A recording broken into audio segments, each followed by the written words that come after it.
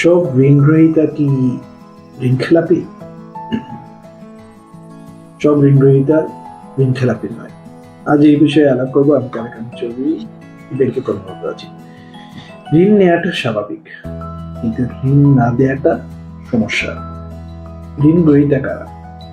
যারা কোনো একটা ব্যাংক বা আর্থিক প্রতিষ্ঠান থেকে বিভিন্ন কারণে, ব্যবসা কারণে বা গাড়ি কেনার কারণে বা বাসা কেনার কারণে, তৈরি করার কারণে লোন নিয়ে থাকে, তারা হচ্ছে ঋণ গ্রহীতা।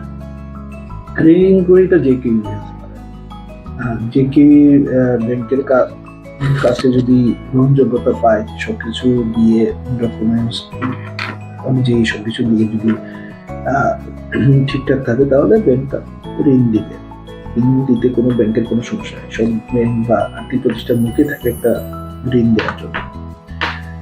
কিন্তু ঋণ ফেরত না দেয়া, তখনই ঋণ খেলাপির সৃষ্টি হয়।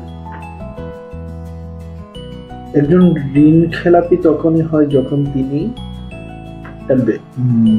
ব্যাংক বা আর্থিক প্রতিষ্ঠান থেকে যেই কারণে ঋণটা নিলেন, সেই ঋণটা সঠিক সময়ে পরিশোধ না করেন, সঠিক সময় কিস্তিগুলো পরিশোধ না করেন। একটি মেয়াদ পর্যন্ত তো ব্যাংকগুলো ঋণ দিয়ে থাকে। তো ওই সময় প্রত্যেক মাসে যদি ঋণ কিস্তিগুলো সঠিক সময় না দেন, তখনই এক মাস 2 মাস না দিলেই কিন্তু তখনই তিনি ঋণ খেলাপি হতে শুরু করেন। তখন ওনার সিএবি সমস্যা হয়। সিএবিতে ডিটেল দেখা যায়। সিএবি 8-10 বছরের পর্যন্ত কিন্তু এই ঋণ খেলাপির ডিটেলটা প্রিজার্ভ করে রাখে। তো তখন দেখা যায় অন্য ব্যাংকে তিনি যদি বা আর্থিক প্রতিষ্ঠানে ঋণ নিতে যান, তাকে তখন রিপেমেন্টের ইস্যুতে ব্যাংকগুলো আর ঋণ দিতে চায় না।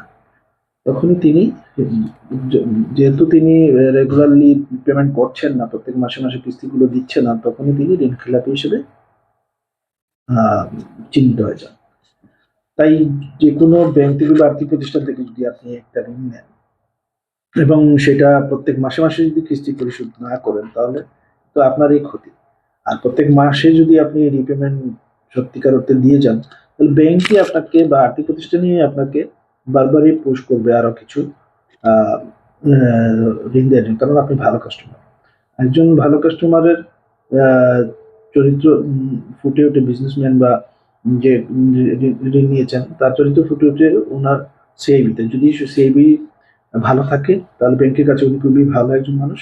সিআইবিতে খারাপ থাকলে উনি কিন্তু আর ঋণ খেলাপি হিসেবে চিহ্নিত হয়েছেন সবার কাছে। তাই ঋণ নেওয়ার সময় বা দেওয়ার সময় খুবই খেয়াল করবেন এবং আশেপাশের আর্থিক প্রতিষ্ঠানে বা ব্যাংকে গিয়ে বুঝে শুনে ঋণ নিলে সেটার রিপেমেন্ট ঠিক মতো মাসে মাসে দিয়ে যাবেন, তাহলে কিন্তু আপনি আর ঋণ খেলাপি হবেন না। এ বিষয়ে যদি কোনো পরামর্শ প্রয়োজন হয়, তাহলে আমাকে ইনবক্স করতে পারেন। চেষ্টা করবো আপনাদেরকে পরামর্শ দিয়ে সহযোগিতা করার জন্য। আজ এ পর্যন্তই। ভালো থাকবেন, সুস্থ থাকবেন। আসসালামু আলাইকুম।